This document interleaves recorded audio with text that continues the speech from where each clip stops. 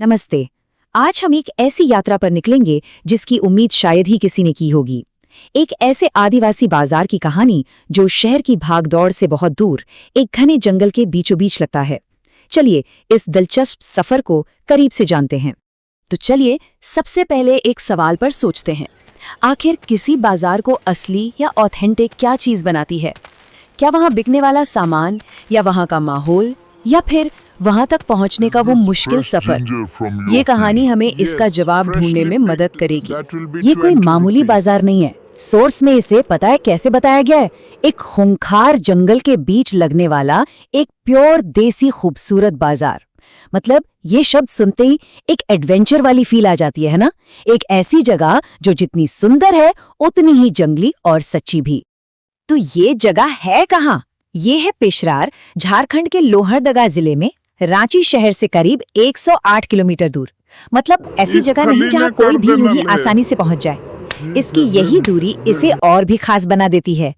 तो आखिर क्या खास है इस पेशनार बाजार में? देखिए, ये सिर्फ कुछ खरीदने बेचने की जगह नहीं है, ये अपने आप में एक पूरा एक्सपीरियंस है। यहाँ खाना पकाने का तरीका भी उतना ही देसी है जितना कि यहाँ का सामान। सब कुछ लकड़ी की आग पर और मिट्टी के चूल्हों पर पकता है। चलिए अब जरा बाजार के अंदर घूमते हैं और महसूस करते हैं कि ये जगह असल में है कैसी। यहाँ शहरों वाली भीड़ भाड़ नहीं, बल्कि रोज की जिंदगी की एक जीती जागती सच्ची तस्वीर देखने को मिलती है। और यहाँ बिक क्या रहा है? लट्ठों जैसी एकदम लोकल मिठाई, ताजा गन्ना और साथ में हाथ से बनी झाड़ू और सूप। लेकिन सबसे कमाल की चीजें हैं ये टोकरियां। इन पर गोबर का लेप लगा है ताकि अनाज के दाने बाहर न गिरें। सोचिए कितना सिंपल और इफेक्टिव तरीका है। ये होता है असली पारंपरिक ज्ञान।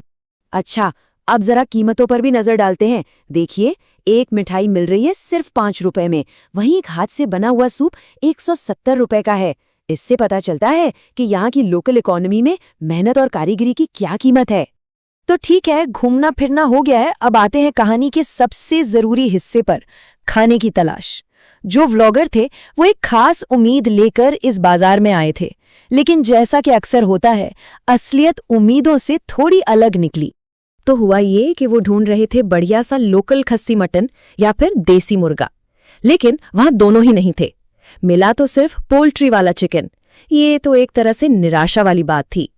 पर यहीं से कहानी ने एक मजेदार मोड़ लिया। जब कुछ और नहीं मिला तो मछली ट्राई करने का फैसला किया गया।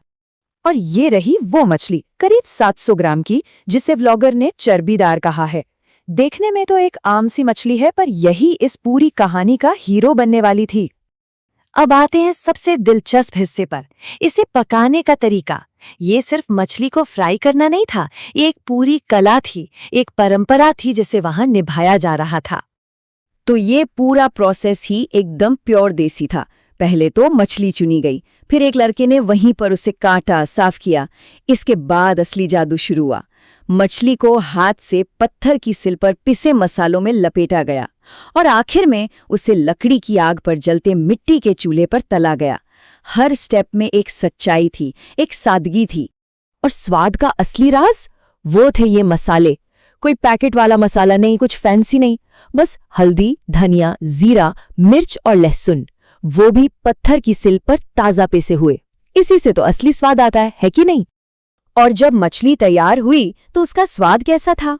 व्लॉगर के शब्द ही सुन लीजिए, चर्बी मुंह में घी की तरह फैल जाती है। घर के पिसे मसालों में जान है। मतलब आप महसूस कर सकते हैं कि वो स्वाद कितना गहरा और ताजा होगा। इस स्वाद के लिए एक बहुत ही खूबसूरत शब्द इस्तेमाल किया गया, सौंधा सौंधा। ये वो मिट्टी जैसी धीमी धीमी महक होती है जो सिर्फ लकड़ी की आंच पर पकाने से आती है। ये स्वाद आपको किसी गैस स्टोव या माइक्रोवेव में कभी नहीं मिल सकता। लेकिन रुकिए, कहानी अभी खत्म नहीं हुई है। असल में इस टेस्टी खाने के पीछे एक और कहानी छिपी है, और वो कहानी काफी डरावनी और एडवेंचरस थी।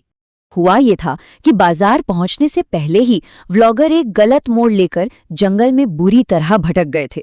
असल में उस इलाके में पेशरार नाम की 2 जगहें थीं और वो पहुंच गए गलत वाली पर, एक खूंखार जंगल के बीचों बीच। और अब जरा हालात सोचिए। मोबाइल में कोई नेटवर्क नहीं, सड़कें एकदम टूटी फूटी सुनसान। एक बच्चा मिला भी तो वो बेचारा न बोल सकता था न सुन सकता था।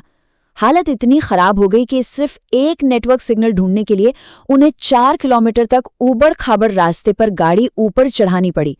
व्लॉगर के अपने शब्दों में कहें तो प्राण सूख गया था। और इसीलिए जब इतनी मुश्किलों के बाद आखिर में उन्हें वो मछली खाने को मिली, तो वो सिर्फ पेट भरने का जरिया नहीं थी। वो उस दिन के डर, उस एडवेंचर और आखिर में मिली राहत का इनाम थी। एक वेल अर्न्ड रिवॉर्ड जिसे कहते हैं।